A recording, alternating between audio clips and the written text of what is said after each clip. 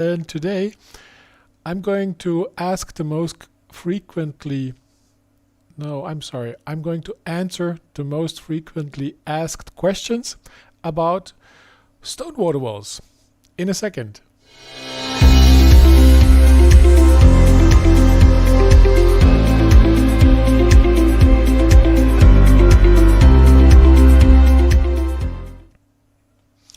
Actually, there are a lot more questions, but those are the most frequently asked. How thick should the stone be? It's usually 2 centimeters what you will get from your suppliers. Actually, it depends on the stone. So if you have a very stable stone, it will be 2 centimeters. But if it's a very unstable stone, then 2 centimeters maybe will not work. Actually, the question how thick the stone is also depending on what kind of stone you use. But usually you can plan 2 centimeters. What I also use is very thin slate plates, but actually it's slate glued on a plastic sheet, and it's like 1.5 millimeter slate or maybe 1 millimeter slate, then the plastic sheet, so it's like a 2-3 millimeter thick material, which is also a little bit flexible, and this then I glue to stainless steel so that the complete thickness is like about only 5 or 6 millimeters, but this is an exception. So usually stone plates, if you use them as standalone or stand themselves, it would be like 2 centimeters. Then very interesting question, what color? I would always recommend dark colors, and usually I do black stone. And why is that so? Because let me just show you an example. This is pretty good because actually water is transparent. It's invisible. All you see are the light reflections of on the waves. So water is transparent, and if you have a white or light background, then the contrast to the light reflections is like 0, and you will almost see no water, or you almost see no waves. And I can show you this in this example. So what you can see here is a stone water wall. Actually, it's a stone laminated in glass. I will come in a minute to that, but you barely see the waves, and this is because the background is so light, so there is no contrast for the light reflections. So this is why I recommend. So actually, wait, let me just show you this here. You can see it here. Do you realize that in this area you see water, but here you don't see it? So let me go back and I will start it again. Do you see that? So only in the dark, where you have a dark background, a good contrast, you will see the waves. So now you see it because of very strong light here. Let me show you some other examples where you can see.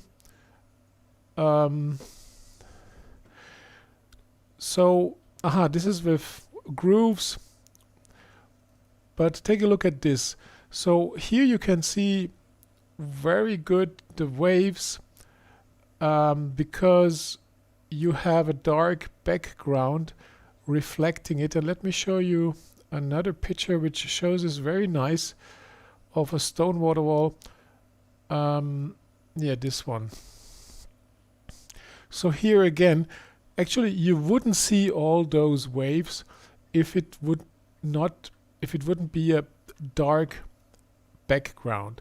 So very important, choose a dark color so that you have a good contrast in order to see the light reflections of the waves. Otherwise you barely see nothing. And by the way, the worst thing is if you use a glass plate, a colored glass plate, which is then illuminated from the back, then you really don't see anything. Then it's like you could really, then it's really a drama because you spend so much effort to put water there.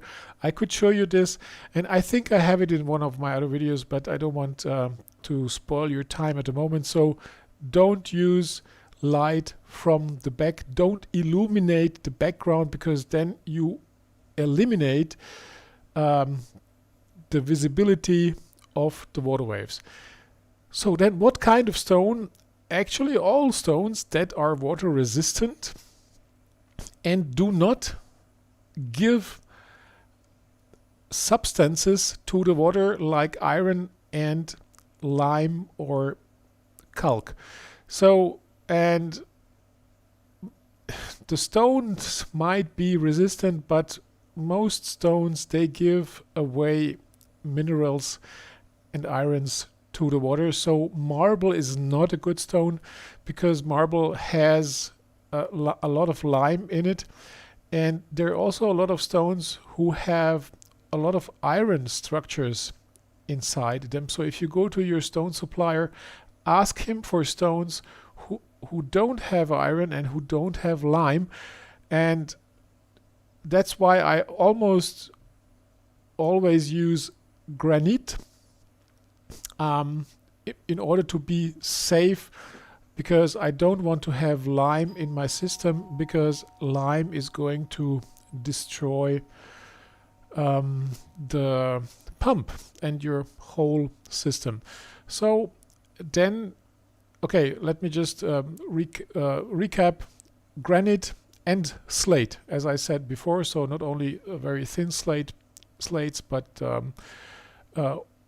standard slate. And then again, I would use dark slate because you want to have a good contrast to your for your water waves in water to be visible. And the last question would be, what kind of surface structure? Actually, it's not the last question, because I have something very unique what I want to show you in a minute. It is about what kind. It is a laminated stone which you can put between glass. And the surface structure which I usually use is flamed and brushed. So this is what I would recommend. And now let me show you this incredible system where there is a stone plate put between two glass plates, as you can see here. And just a second. Okay, now you can see it. So what you see here is it is two glass plates, and between those we have a stone plate which is laminated there. And we did that because this stone is not really good to be used as a water wall because of its iron structures, and so we have laminated it.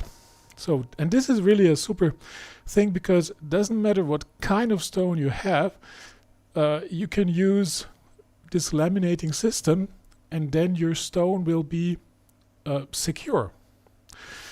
Okay, that's it for today. Thank you for watching.